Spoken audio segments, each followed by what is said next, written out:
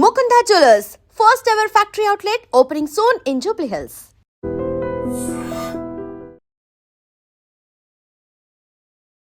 పంచాయతీ ఎన్నికలు ఏ ఊర్లో ఎంతమంది సర్పంచులు గెలుపొందినరు, ఏ పార్టీ పార్టీ పరంగా కాకపోయినా సరే ఏ పార్టీకి అనుకూలంగా వీళ్ళు గెలుపొందినరు.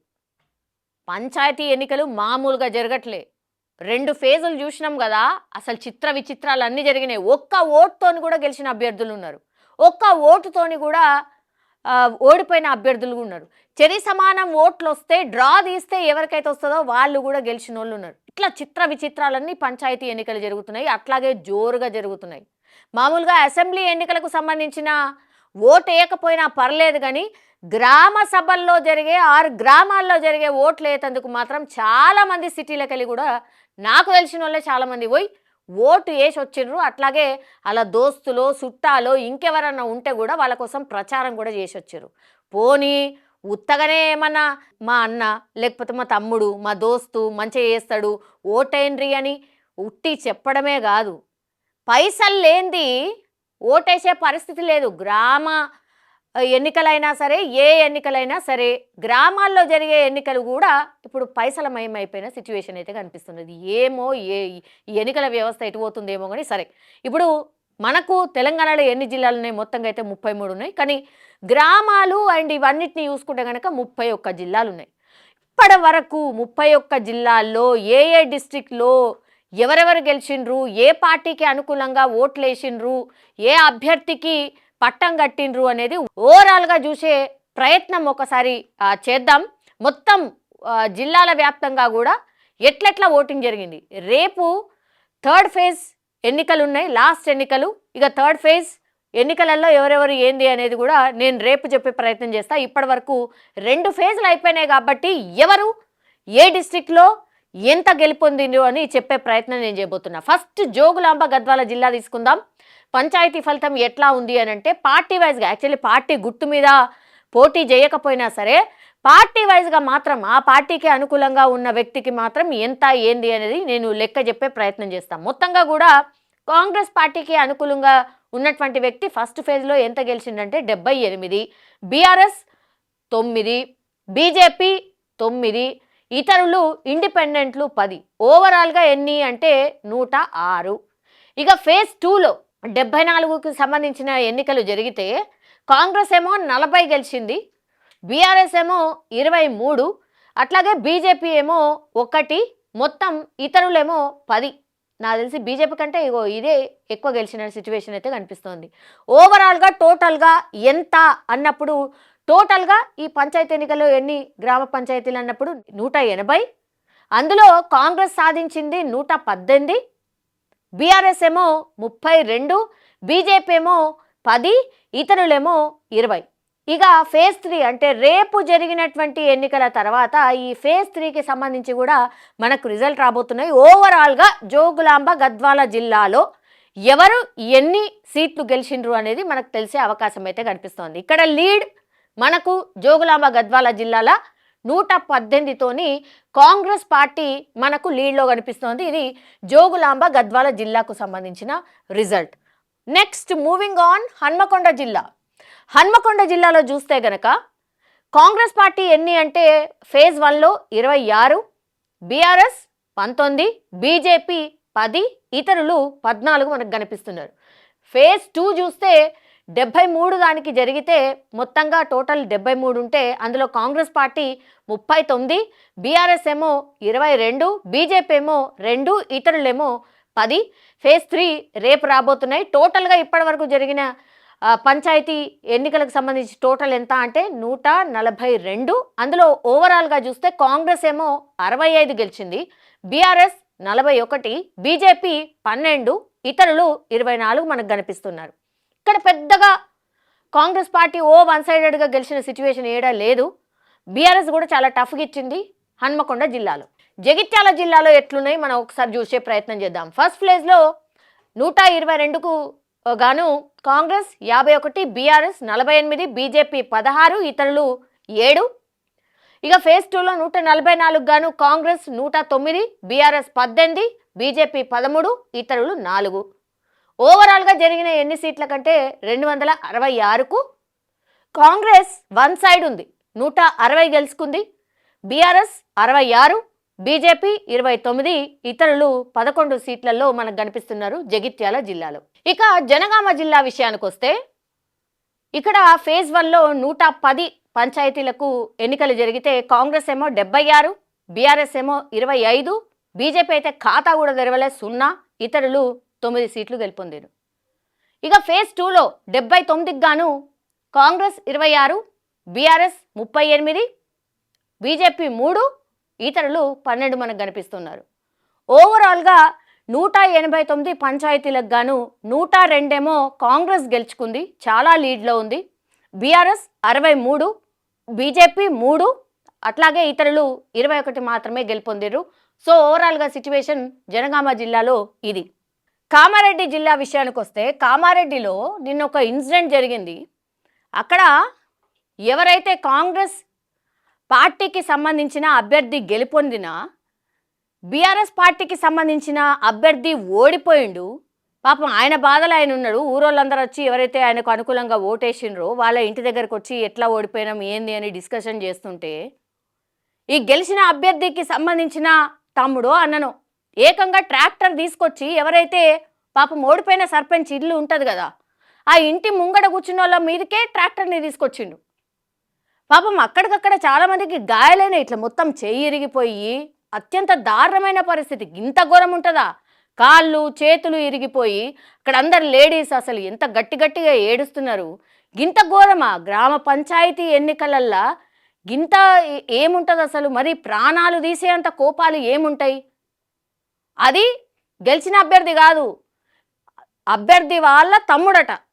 మిమ్మల్ని చంపేస్తాం, మీరు అట్లెట్లా మాకు ఓటేయకుండా అట్లెట్లా ఓటేస్తారు, ఆయనకెట్లా ఓటేస్తారు అని కూడా వార్నింగ్ ఇచ్చిండట. అన్నంత పని చేసిండు, గ్యారంటీ మా మీద హత్యా ప్రయత్నమే చేసిండని ఇప్పుడు ఆడ గ్రామస్తులందరూ కూడా ఆందోళన చేసిన పరిస్థితి. ఆయన మీద చర్యలు తీసుకోవాలని డిమాండ్ చేస్తున్నారు. ఇది కామారెడ్డిలో జరిగినటువంటి సిచ్యువేషన్. ఇక్కడ ఫేజ్ 1లో 167, కాంగ్రెస్ 70 గెలిచింది, బీఆర్ఎస్ 48, బీజేపీ 20, ఇతరులు 29.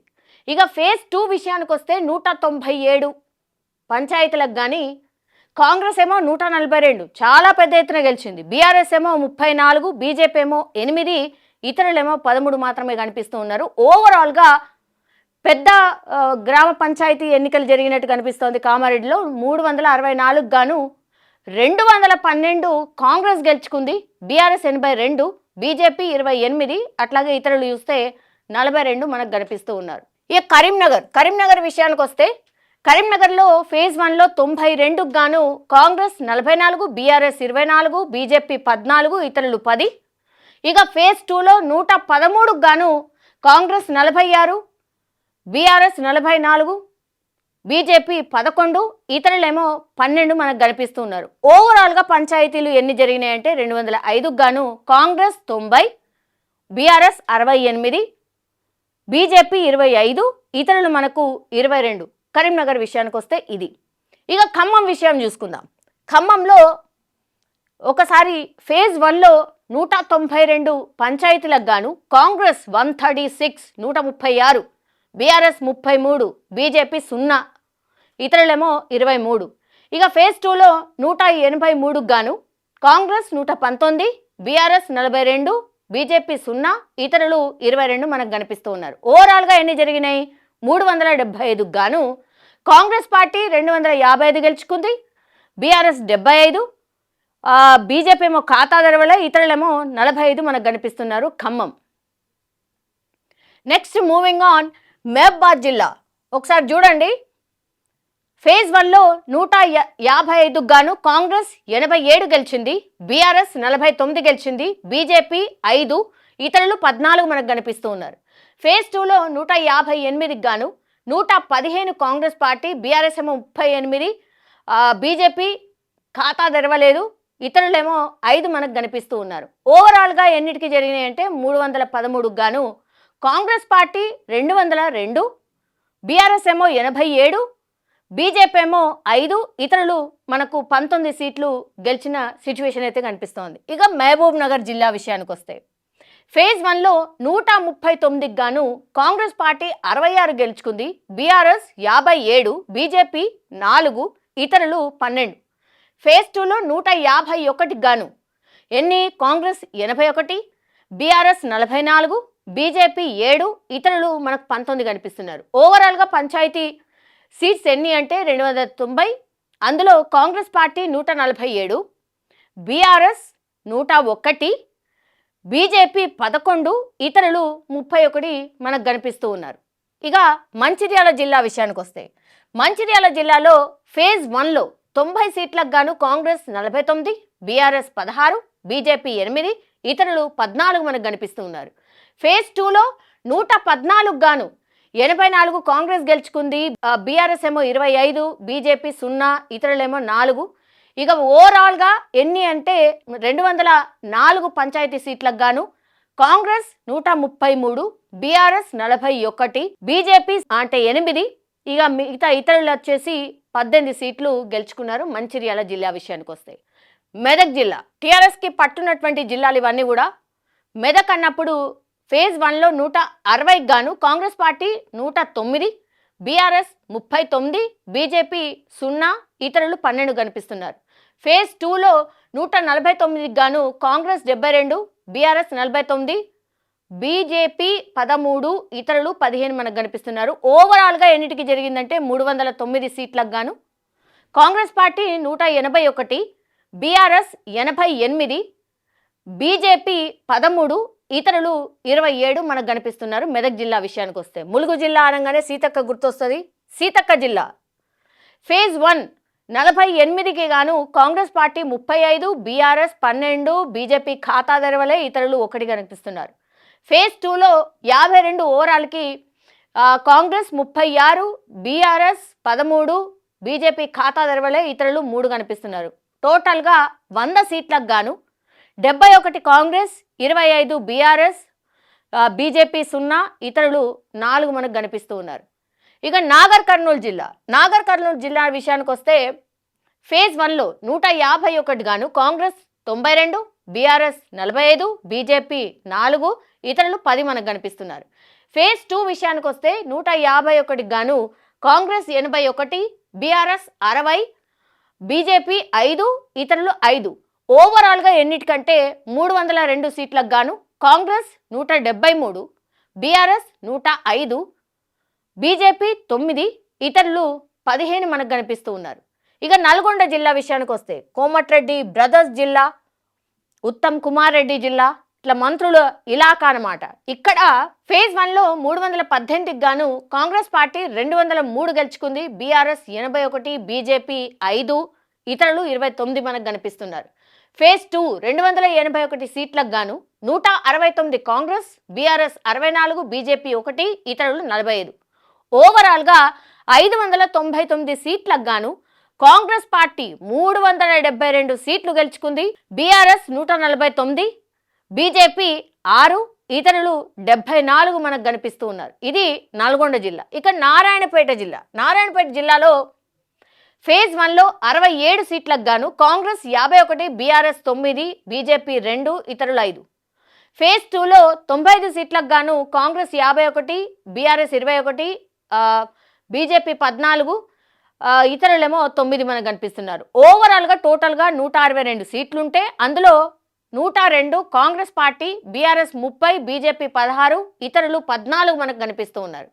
నిజామాబాద్ జిల్లా విషయానికి వస్తే అరవింద్ మనకు గుర్తొస్తూ ఉంటారు, అండ్ పీసీసీ చీఫ్ కూడా ఇదే జిల్లా కాబట్టి ఫేజ్ 1లో 184 సీట్లకు గాను కాంగ్రెస్ పార్టీ 136, బీఆర్ఎస్ 13, బీజేపీ 17, ఇతరులు 18. ఇక్కడ పూర్ పర్ఫార్మెన్సే బీజేపీది కనిపిస్తోంది.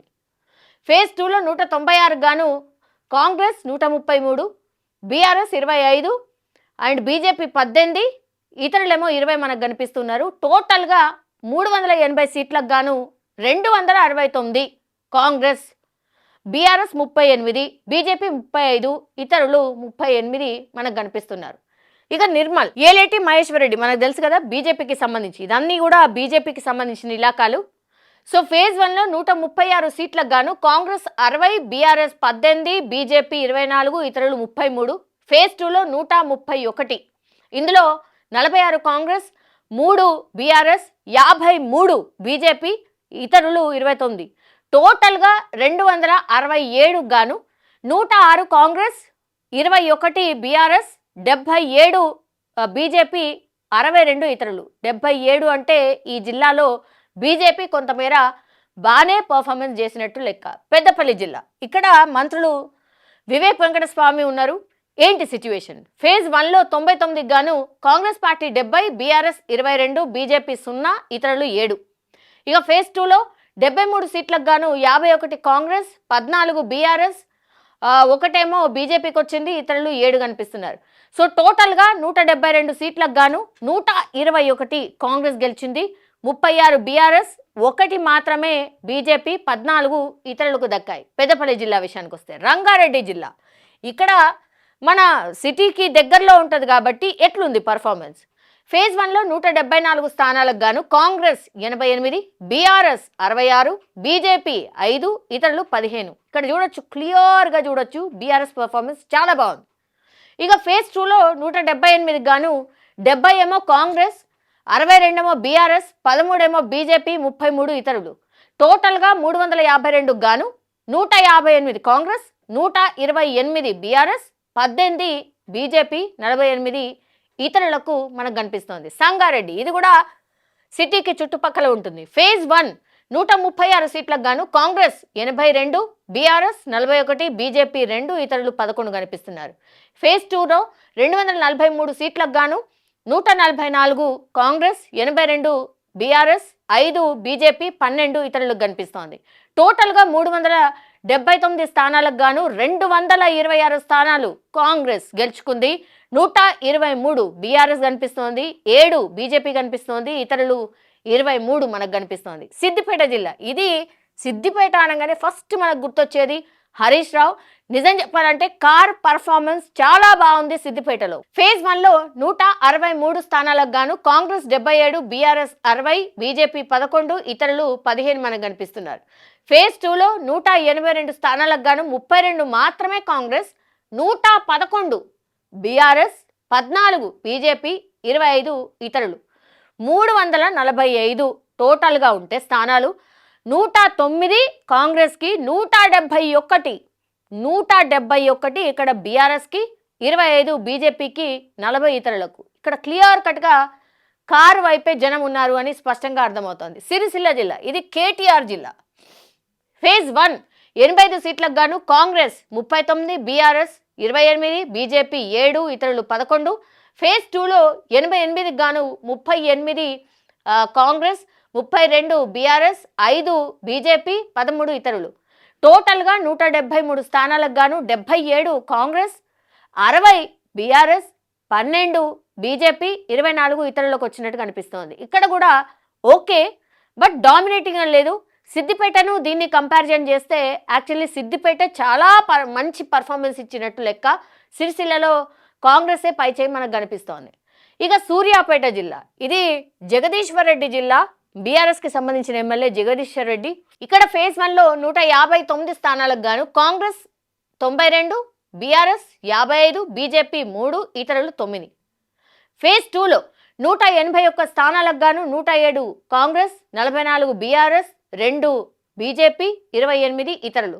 340 స్థానాలకు గాను 199 కాంగ్రెస్, 99 బీఆర్ఎస్, 5 బీజేపీ, 37 ఇక్కడ ఇతరులు కనిపిస్తున్నారు. ఇక్కడ కూడా బీఆర్ఎస్ పర్ఫార్మెన్స్ బాగుంది. ఇక వికారాబాద్ జిల్లా, ఇది సీఎం రేవంత్ రెడ్డి జిల్లా. ఇక్కడ పర్ఫార్మెన్స్ ఒక్కసారి చూద్దాం. 262 ఫేజ్ 1లో జరిగినటువంటి స్థానాలకు కాంగ్రెస్ 177, బీఆర్ఎస్ 73, బీజేపీ 4, ఇతరులు 8. ఫేజ్ 2లో 175 స్థానాలకు గాను 104 కాంగ్రెస్, 37 బీఆర్ఎస్, 5 బీజేపీ, 29 ఇతరులు.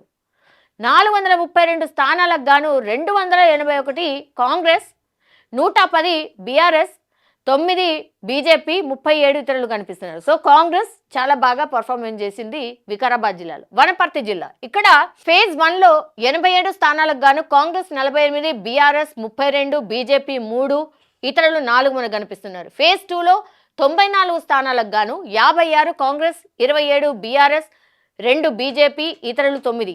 టోటల్గా 181 స్థానాలకు గాను 104 కాంగ్రెస్, 59 బీఆర్ఎస్, 5 బీజేపీ, 13 ఇతరులు మనకు కనిపిస్తూ ఉన్నారు. వరంగల్ జిల్లా, ఇక్కడ ఓరుగల్లు, వరంగల్లు, ఇక్కడ కొండా సురేఖ, వీళ్ళ ఇలాకా ఇది. ఫేజ్ 1లో 91 గాను కాంగ్రెస్ 57, బీఆర్ఎస్ 26, బీజేపీ 3, ఇతరులు 5. 117 స్థానాలకు గాను ఫేజ్ 2లో 70 కాంగ్రెస్, 40 బీఆర్ఎస్, 2 బీజేపీ, 4 ఇతరులు మనకు కనిపిస్తున్నారు. 208 టోటల్గా ఉంటే అందులో 127 కాంగ్రెస్, 66 బీఆర్ఎస్, 5 బీజేపీ, ఇతరులు 9 మనకు కనిపిస్తున్నారు. యాదాద్రి భువనగిరి జిల్లా, ఇక్కడ కూడా ఇదంతా కూడా నల్గొండ కానుగొని ఉంటుంది కాబట్టి ఒకసారి చూద్దాం. ఫేజ్ 1 153 గాను కాంగ్రెస్ 84, బీఆర్ఎస్ 54, బీజేపీ 2, ఇతరులు 13. ఫేజ్ 2లో 150 స్థానాలకు గాను 70 కాంగ్రెస్, 62 బీఆర్ఎస్, 1 బీజేపీ, 17 ఇతరులు. టోటల్గా 330 స్థానాలకు గాను 154 కాంగ్రెస్, 116 బీఆర్ఎస్, 3 బీజేపీ, 30 ఇక్కడ ఇతరులు మనకు గెలిచినట్టు కనిపిస్తోంది. టోటల్గా ఇక్కడ బీఆర్ఎస్ పర్ఫార్మెన్స్ చాలా బాగుంది. సో ఓవరాల్గా ఇది జిల్లాల వారీగా ఎవరెవరు ఎన్నెన్ని స్థానాలు గెలిచిండ్రు, ఏ పార్టీ ఎన్ని స్థానాల్ని కైవసం చేసుకుంది అనేది పూర్తి స్థాయి లిస్ట్ నేను చెప్పే ప్రయత్నం చేసిన. ఫేజ్ 3 రిజల్ట్ అంటే రేపు ఫేజ్ 3కి సంబంధించిన ఎలక్షన్స్, అది రేపు లాస్ట్ ఫేజ్ అన్నమాట. ఎట్లా ఎవరు పై స్థాయిలో ఉండబోతున్నారు, ఎవరు ఏ రేంజ్లో పర్ఫామ్ చేయబోతున్నారు, ఎవరు ఆ గ్రామ సర్పంచ్ కాబోతున్నారు అనేది క్వైట్ ఇంట్రెస్టింగ్గా మారిపోయింది. చాలామంది కూడా ఇవాళ వెళ్ళిపోయినరు రేపు ఓటు వేయడానికి. సో రేపు లాస్ట్ కాబట్టి ఎన్నికల్లో అన్ని పార్టీలు కూడా లాస్ట్లో ఎవరైతే వాళ్ళకి మద్దతు ఇస్తున్నారో వాళ్ళతో మాట్లాడే ప్రయత్నం చేస్తున్నారు. గ్రౌండ్లో ఎట్లుండాలి, ఎట్లా పర్ఫామ్ చేయాలి, ఎట్లా ఓటర్లను లాక్కొచ్చి ఓటేపియాలి, ఇవన్నీ కూడా ఇక్కడ దగ్గరుండి పర్యవేక్షిస్తున్నారు. సో ఇదేంటి అంటే గ్రామ ఎన్నికలే అని లైట్గా తీసుకోవడానికి లేదు, గ్రామ స్థాయి ఎన్నికలే చాలా అద్భుతంగా జరుగుతున్నాయి. అందుకనే ఈ రిజల్ట్స్ని కూడా చాలా అంటే చాలా మంది ప్రజలు గమనిస్తున్నారు. అరే మన విలేజ్లో ఎవరు గెలిచిండ్రు, ఎవరు ఎట్లా పర్ఫామ్ చేసిండ్రు, అట్లాగే వాళ్ళు డెవలప్మెంట్ ఏం చేయబోతున్నారు, ఇట్లా అందరూ కూడా ఆలోచించుకొని ఓటేస్తున్న సిచ్యువేషన్ అయితే కనిపిస్తోంది. ఒకటి, మీ గ్రామాలలో ఎవరైతే మీకు పనిచేసి పెడతారో వాళ్లకు మాత్రమే ఓటేయండి. ఇట్లా పైసలు తీసుకొని ఓటేయద్దు అని చెప్పే కాలం అయితే పోయింది. పైసలు తీసుకుంటారా తీసుకోరా అది మీ ఇష్టం, కానీ ఎవరైతే డెవలప్మెంట్ చేస్తారో వాళ్ళకు మాత్రమే ఓటేయండి. అప్పుడే మీ గ్రామం కానీ మీరు కానీ అభివృద్ధి వైపు కానీ, లేదంటే మీ కష్టం వస్తే ఎవరైనా వచ్చి సరే నేనున్నా అని చెప్పే ప్రయత్నం చేస్తారు. లేదంటే మీరెవరో పైసలు తీసుకొని ఓటేసిన తర్వాత నువ్వు పైసలు తీసుకున్నావు కదా అందుకే ఓటేసినావు కదా అని ఆయన్నే వ్యక్తి అంటాడు, ఖచ్చితంగా అంటాడు. పైసలు ఇచ్చినా కాబట్టి ఓటేసినావు అంటాడు. కాబట్టి డెవలప్మెంట్ గురించి కానీ మిగతా వాటి గురించి కానీ మనం అడిగే అవకాశం ఉండదు. సో అది దృష్టిలో పెట్టుకొని ఓటేస్తే నిజంగా మనమే కాదు మన రాష్ట్రం ఎదుగుదలకు కూడా మనం పాటుపడి వాళ్ళము అవుతామనే మాట మాత్రం నేను ఖచ్చితంగా చెప్పదలుచుకున్నా. రేపు ఖచ్చితంగా ఏంది రిజల్ట్ ఆఫ్టర్నూన్ తర్వాత లెక్కింపు స్టార్ట్ అవుతుంది కాబట్టి ఏ పార్టీకి అనుకూలంగా ఎట్లా వచ్చినాయి అనేది రేపు చెప్పే ప్రయత్నం నేను చేయబోతున్నాను.